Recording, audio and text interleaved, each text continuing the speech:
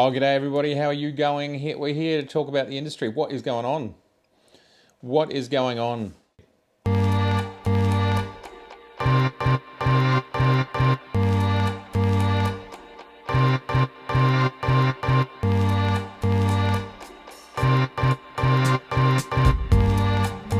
Now, this is not a Tony and Chelsea sort of clickbait thing, and the industry shows us that this is what's going on. Data from 2017, 1.5 billion smartphones were sold. 1.5 billion. It's a lot, isn't it? And this is what I call the recreational camera market. What used to be people buying pocket cameras, Instamatic cameras, and so on. Cameras between like $200 and $800, depending on the features you wanted. Did you want it to be manual? Did you want it to zoom? Did you want a fast 2.8 lens equivalent on it? This market is essentially, even so they're still making some cameras, this market's essentially gone. I can't imagine they sell very many at all. So what are camera manufacturers doing? Well, they're doing crazy cool stuff. They are giving us more, and we're getting amazing cameras like the Canon RP, the Sony Alpha series, and the Nikon Zs. These are all the future. This is mirrorless. But then we see something like the GFX 100 from Fuji, and we can see that they are pushing the envelope, shaking the tree, and giving us something that maybe we've never really seen before, and we haven't. So this is a bold move. And the GFX 100 is an amazing, interesting, exciting piece of kit to come out of the world, isn't it? I think it is. But what does this mean? From my perspective, we're seeing camera manufacturers taking more risks, being more bold, pushing the envelope harder and faster than they ever have done before. The two newest announcements on this front, one not so bold, one I think bold, and that is Nikon CEO, I would say something like 9 to 12 months out, has already acknowledged and announced, in essence, the Z version of the Nikon D5, which I think is very exciting. I'm very frustrated and sad to hear people poo-pooing it already and saying, oh, it's not a D6 and whatever. He's not saying it's going to be exactly the same as a D5. It can't be. It's mirrorless versus mirrored. So just by default, it will be faster. So people, please move on. Nothing to see here. Move away from the vehicle. The D5/D6Z, probably the Z9, because let's look at that naming scheme. We've got the 6 and the 7, so we've got 8 and 9 above it, and we've got 1, 2, 3, 4, 5 for all the cameras below. So that's exciting, and there's a lot to come in that space. That's being announced. I reckon it'll come out, like I said, within about a year. I do think we'll probably still see the D6 announced around the end of this year, the start of next year for the Olympics, as they've always done. And this will be probably the last flagship, the last hurrah for the DSLR Nikons. Interestingly, it's quite weird, but the F5 was the last full-blown film camera. They did do an F6. For some reason, that was a cut-down hobbyist camera.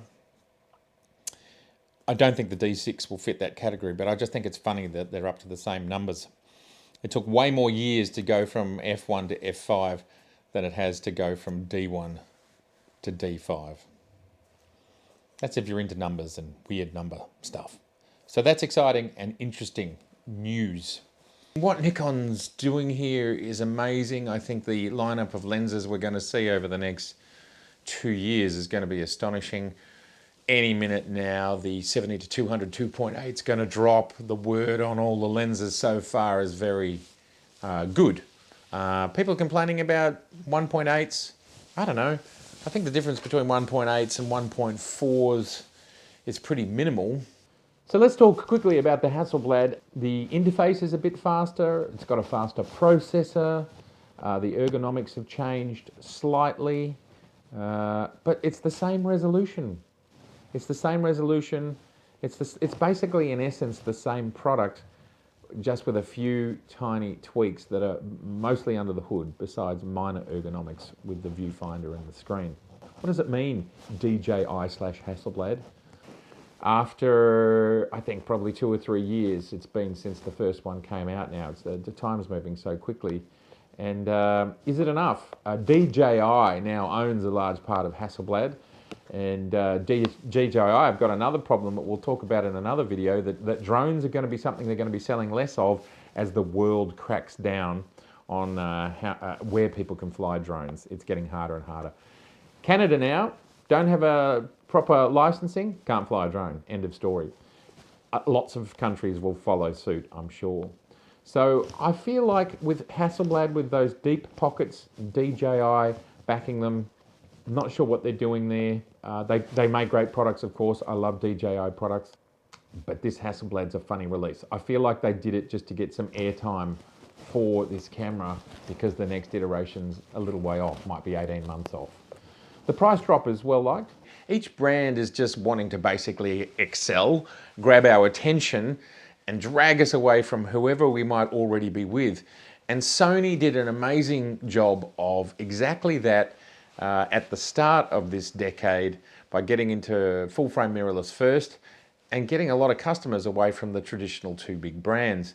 So that was a great move by Sony. They've done amazing things, and of course, everyone else is catching up now, and everyone else is doing their own amazing, interesting things. And there's all different permutations.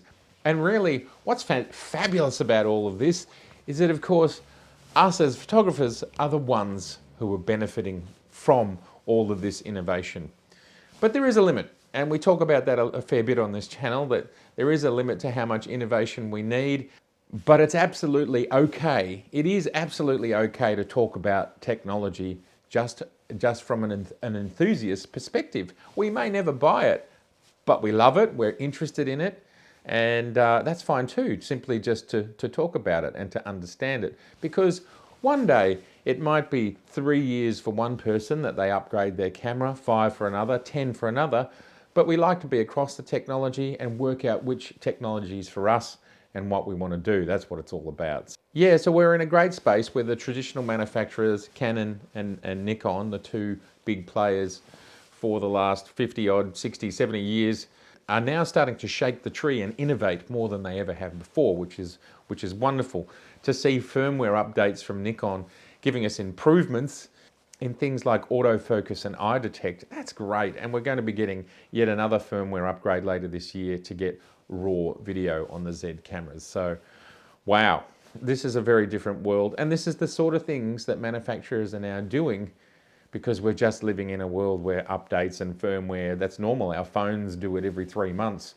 You know, my watch does it every 3 months. Our TV, everything updates. Our cars update now. If you've got a Tesla, it does it itself over the air.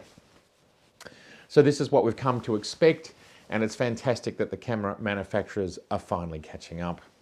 So that's the news in regards to those things. I think it's very interesting to see what the camera world is doing, and you know, where does it stop? I suppose it stops when they go broke. You know, companies like Pentax, I do wonder how they survive. And of course, I'd love your thoughts on it. But then before I get into that, I just wanted to also mention one other little thing.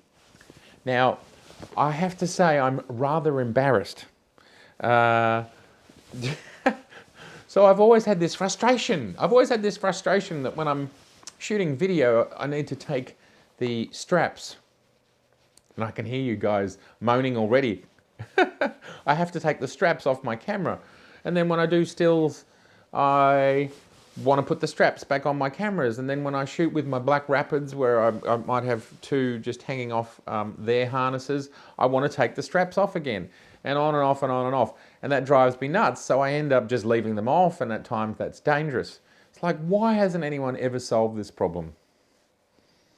I cannot believe a product has existed all these years. And even more embarrassing, I cannot believe that I've seen these little dongle things hanging off cameras, I don't know for how long, 10 years, maybe longer, and gone, oh, that's a lovely little, that's camera jewelry. Isn't that beautiful that people have camera jewelry?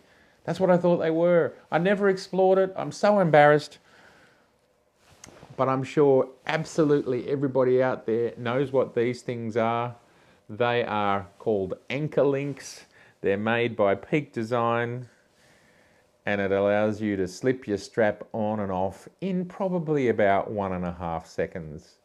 I'm so embarrassed. So if you are like me and never knew these things existed, there it is right there. A little thing that slots in there, and oh my God. If you were like me and never knew these existed and you could get your straps on and off in a flash,